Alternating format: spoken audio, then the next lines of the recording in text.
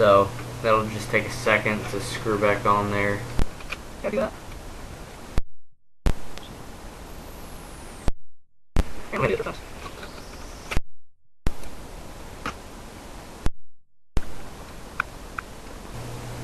Now there are 3 screws, but usually if you do this, some of them won't line up exactly right.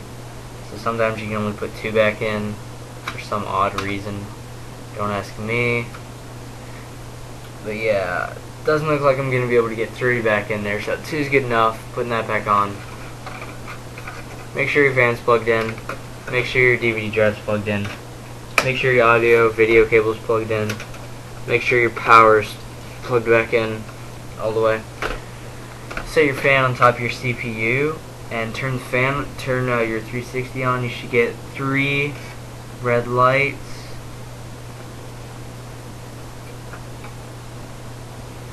Yep.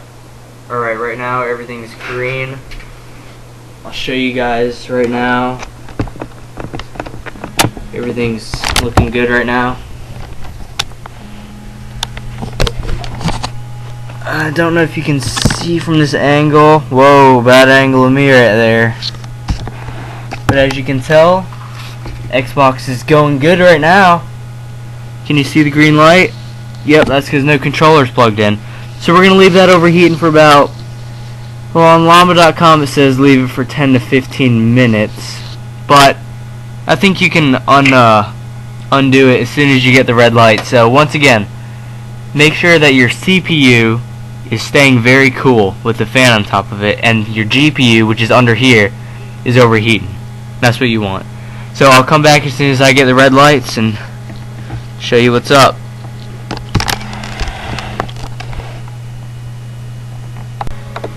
Alright, it's been about 10 minutes and it still doesn't even want a red ring on me now, so I think it's pretty much good to go. So I'm going to turn it off, and I'm going to reinstall the fan in the right place and put the case back on.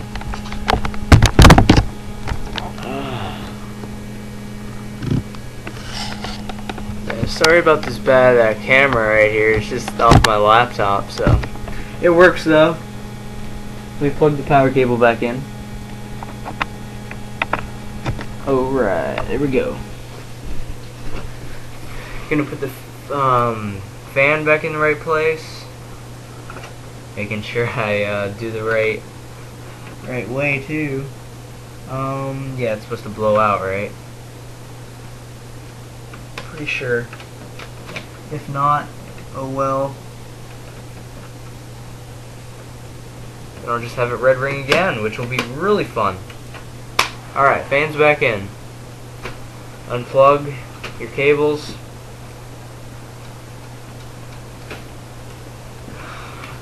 Plug your cables. What's next? Put your fan case back on your 360. And let me clean up this mess a little bit.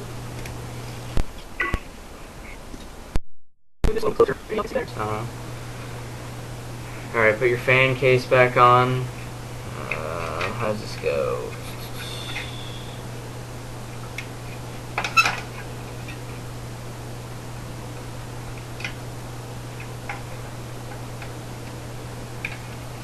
I really have no idea.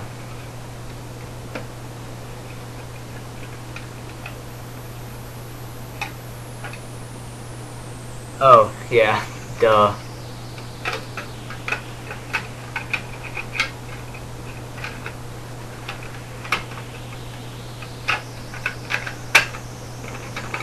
Forgot about that. Now I gotta be careful with all my screws and stuff on my case. My faceplate back here. Freaking awesome case for it. Z for Zapple.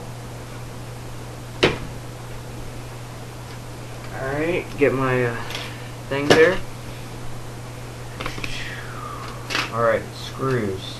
Not loose screws. What's there? Where are there for? Find out a little bit. These screws. Right. I forgot this one.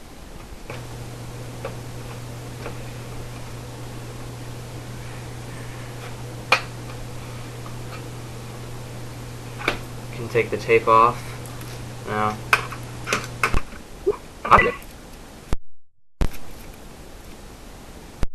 it's really hot because you know, the fan thing didn't have that on. Get your Torx 10.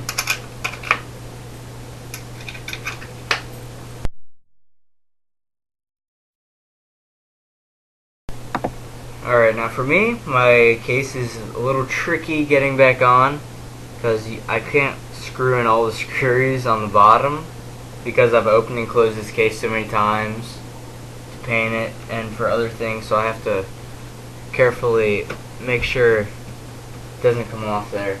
But once you get everything back together, it should be good. So, I'm going to finish putting the case back on. Make sure you line everything up nice and good on the back and on the front. So, that's good.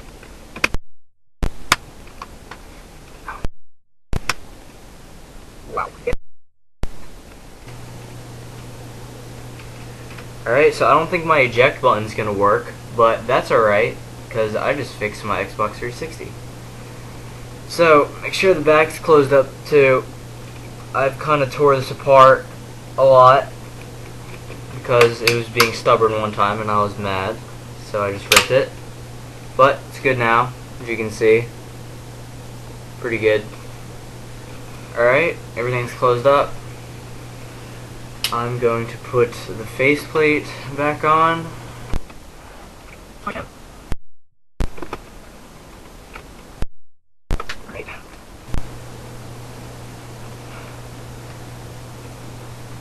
Alright, it's back on. Alright, now I just gotta put the top and the bottom of the case back on. So I'm gonna put that.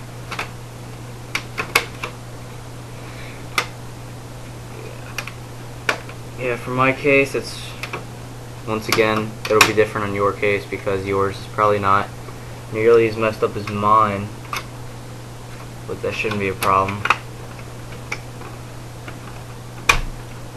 Good enough, right? You should hear all the right clicking noises, which I'm not hearing, but that's alright. Put the bottom back on. There you go. Click.